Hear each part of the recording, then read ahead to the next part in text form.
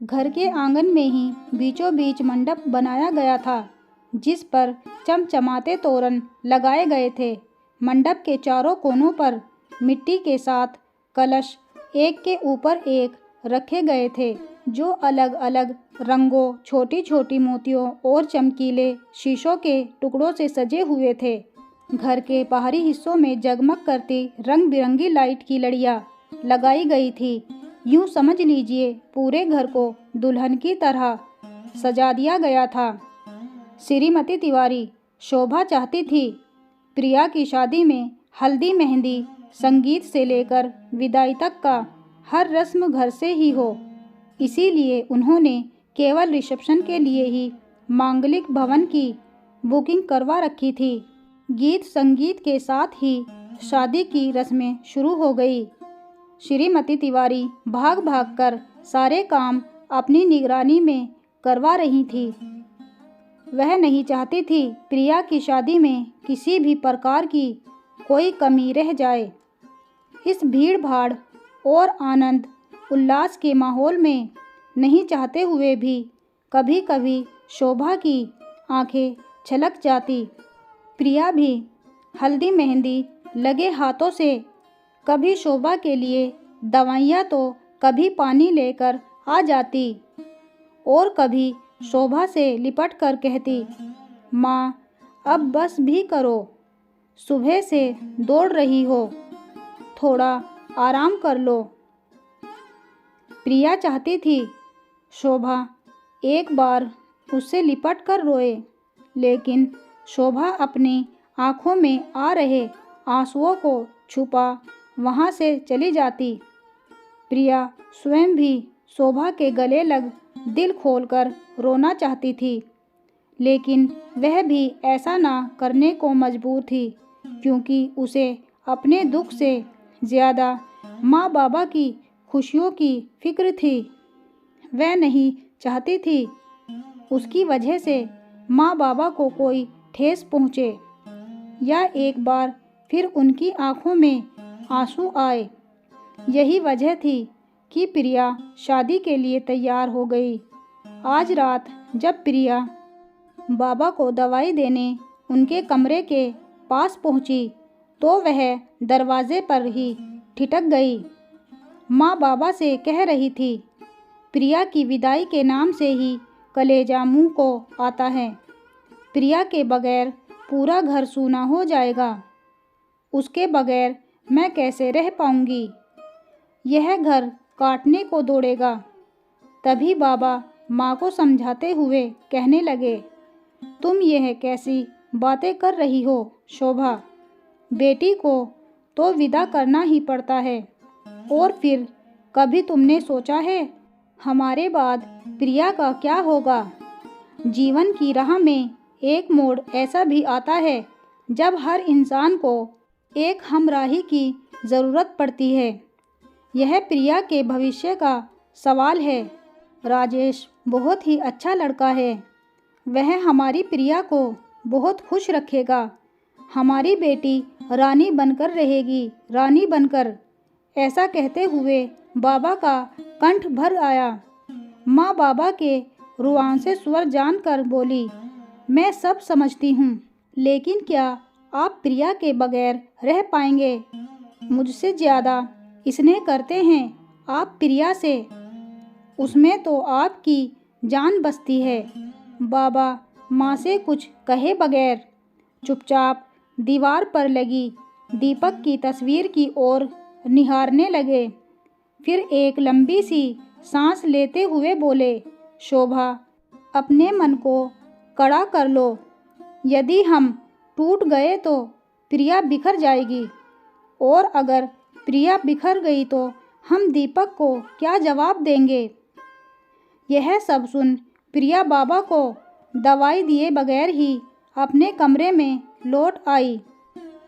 अपने हाथों में दीपक और अपनी शादी की तस्वीर लिए दीपक के चेहरे पर हाथ फेरती अतीत की गलियारों में चहलकदमी करने लगी। प्रिया की आंखों के सामने दीपक और उसकी शादी की सुनहरी यादें पंख पसारे चलचित्र की भांति चलने लगे।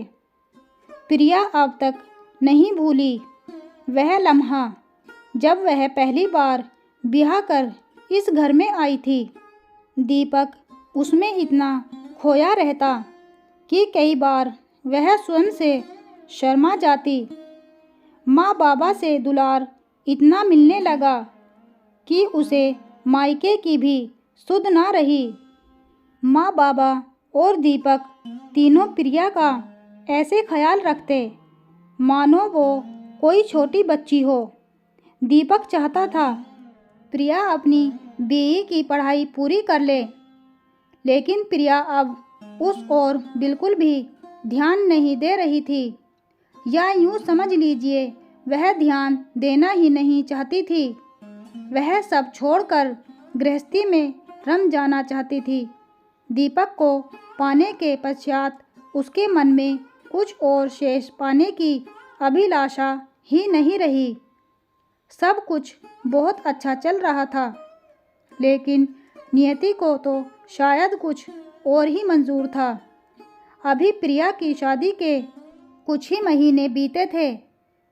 उसके हाथों में रची मेहंदी के रंग भी नहीं उतरे थे कि एक रोड एक्सीडेंट में दीपक की मौत हो गई और पलक झपकते ही खुशियों के सारे पल फना हो गए।